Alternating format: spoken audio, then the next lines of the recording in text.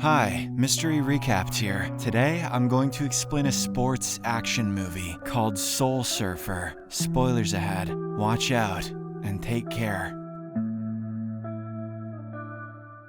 The movie opens in the early 2000s as a young girl named Bethany Hamilton recalls her childhood in Hawaii. Her family home was by the sea, so her parents were diehard surfers. This love for the saltwater waves also passed down onto Bethany and her two elder brothers, Noah and Timmy. In fact, like anyone growing up with two older brothers, she became fiercely competitive. Her passion for surfing is also shared by her best friend, Alana Blanchard. The two girls have been practically inseparable since they were kids. They usually hit the waves together, and both of them have dreamt of being professional surfers. Currently, Bethany is a teenager, living her best life with her family and friends. She regularly takes to the sea with her surfboard and spends hours practicing and enjoying the waves. It is not just a hobby for her, it's an integral part of life. One beautiful afternoon, Bethany is enjoying surfing the waves when her brother Noah calls her from the shore. He reminds her that they are getting late for their church ministry. Religion, just like surfing, is an important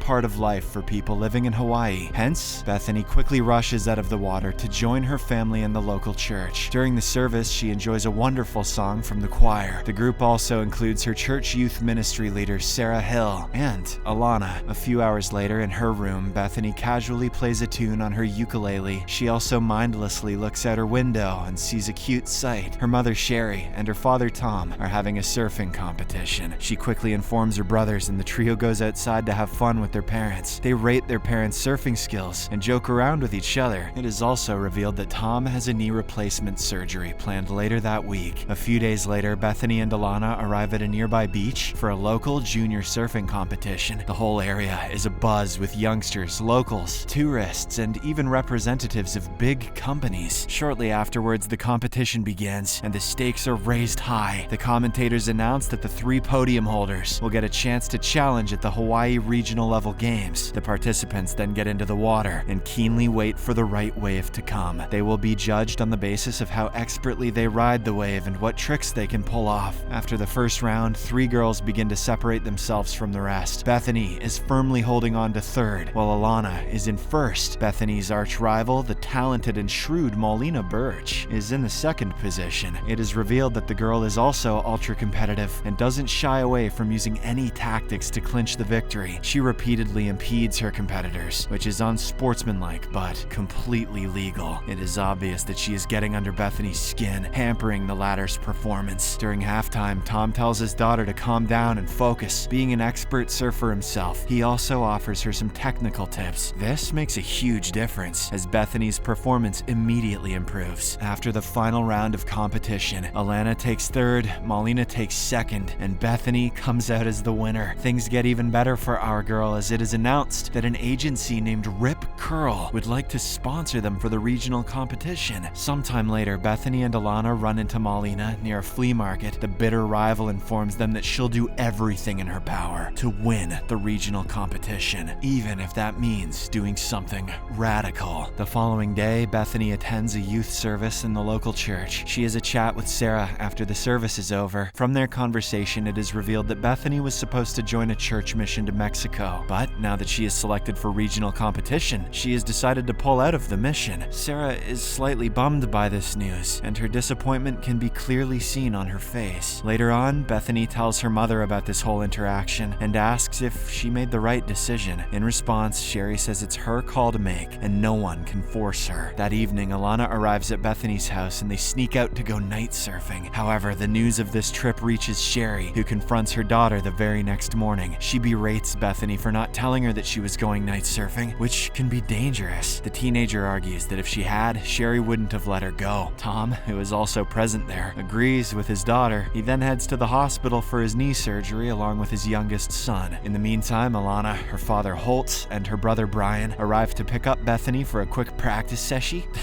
The trio soon reaches the seaside and promptly starts surfing. Initially, the practice session goes as planned. All the youngsters have a great time riding waves and performing performing tricks. Things, however, soon take a dark turn when the kids lay down on their boards while still in the sea. As Bethany dangles her left arm in the water, a shark unexpectedly attacks. The powerful beast then bites her left arm clean off her body. Oh bro, no! This causes all hell to break loose, and Bethany is quickly taken out of the water. In the aftermath, Holt tells his son to call 911 and uses his shirt to tie a tourniquet on her bleeding arm. Brian then runs to his truck, which is parked nearby, and calls 911.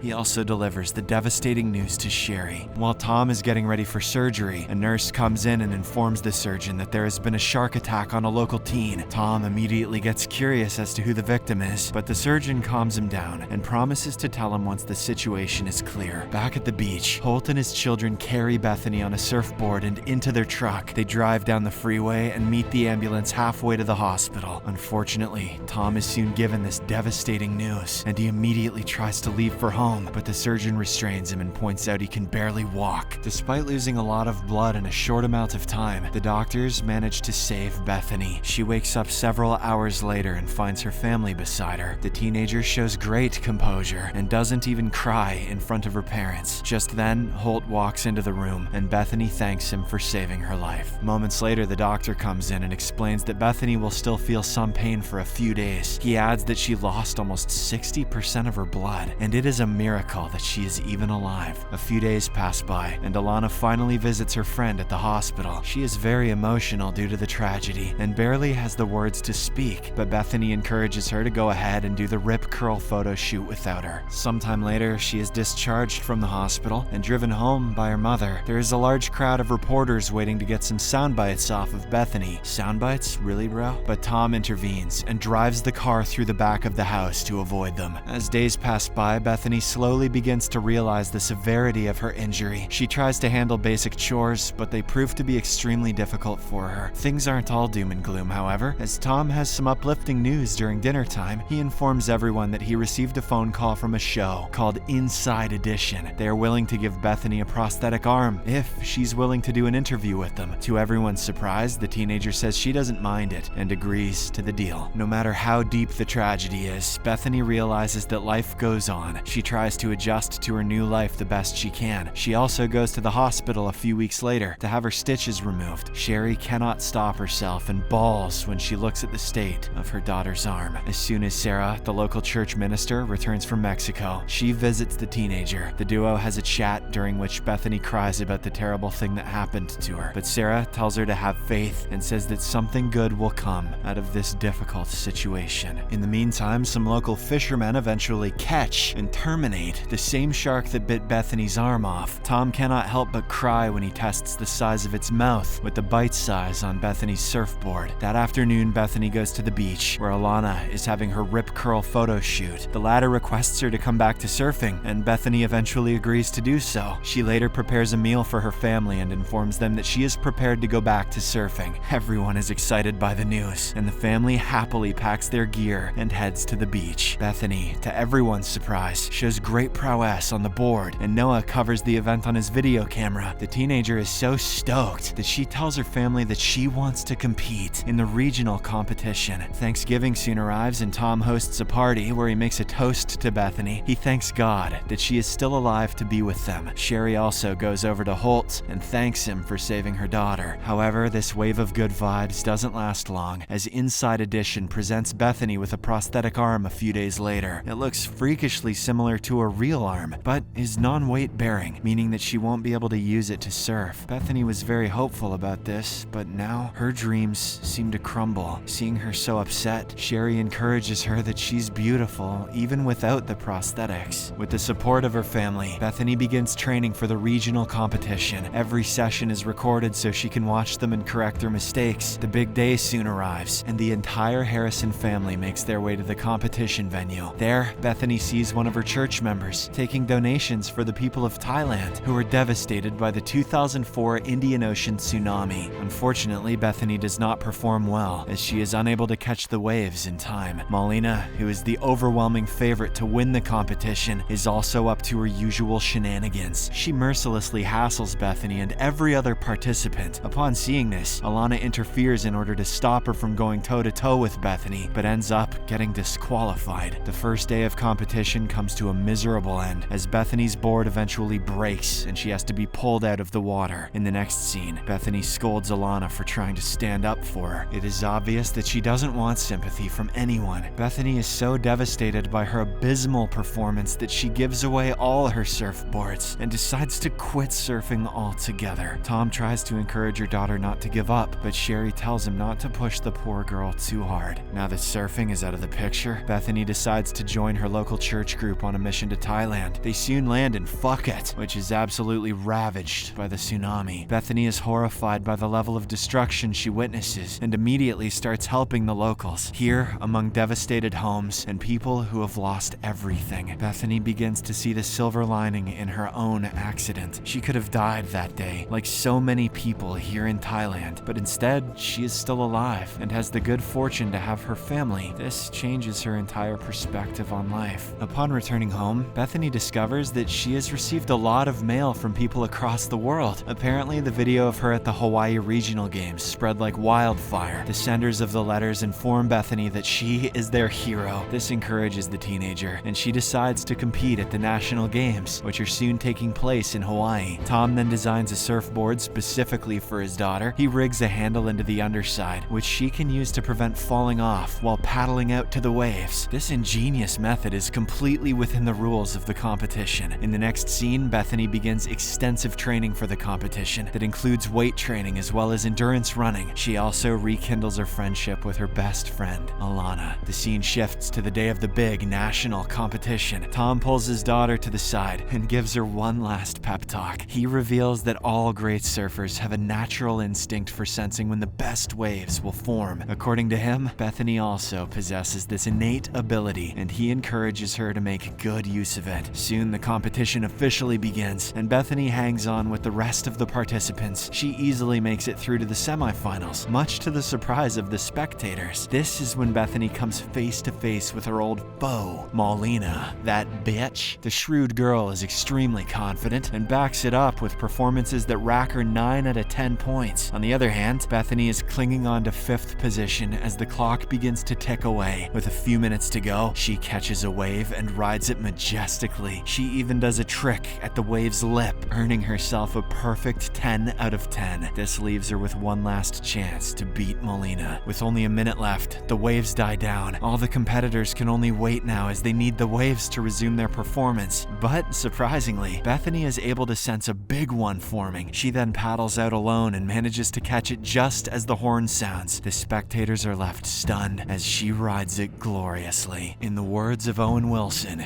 wow. However, the judges rule that her last ride doesn't make the count as she stood on the board after the final horn. Tom is furious at the decision, but Bethany tells him that it means a lot that she is able to perform well. Eventually, Molina is declared the rightful winner of the competition. It's a good thing YouTube isn't popular yet. She'd get shredded in the comments. She receives the award for the first position, but decides to share it with Bethany. After the felicitations are over, Bethany is interviewed by reporters. They ask her if, given the chance to go back to the day she lost her arm, she would still choose to surf. Bethany replies that she wouldn't change a thing that has happened to her. She believes that her experience has given her the opportunity to connect with and inspire more people.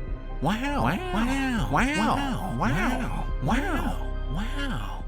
Subscribe for more videos like this, turn on notifications, and leave a like to help the channel out. Thank you for watching.